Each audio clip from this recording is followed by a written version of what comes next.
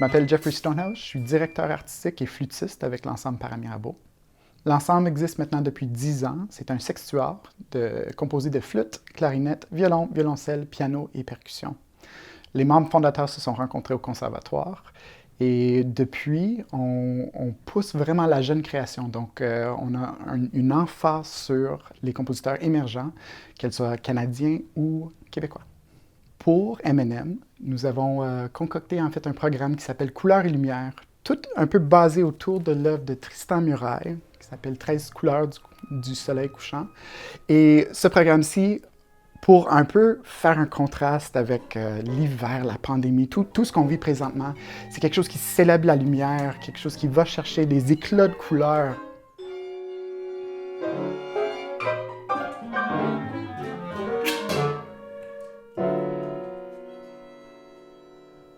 Au programme, on a 2 créations. La première de Ivana Quayle, qui est une compositrice qui est basée en Ontario, à Waterloo.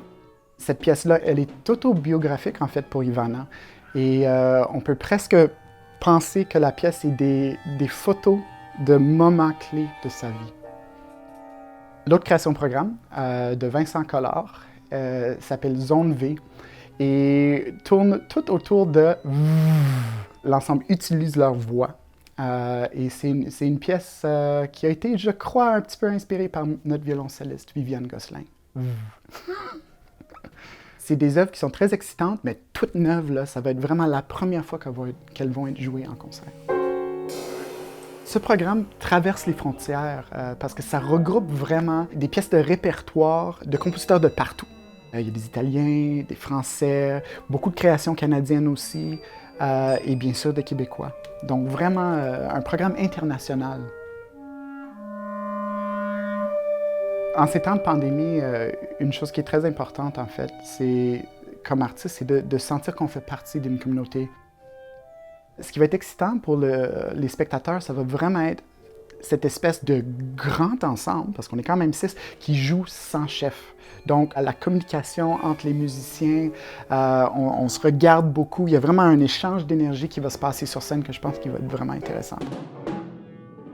C'est gros comme band quand même pour faire de la musique de chambre. Je pense que ça, c'est quelque chose que les gens ne réalisent pas avant de nous voir en action. C'est parce que ça fait vraiment beaucoup de son et il n'y a personne qui mène. C'est vraiment... la musique se passe en plein milieu, là. Donc c'est vraiment un gros travail d'équipe. Moi, j'aime ça.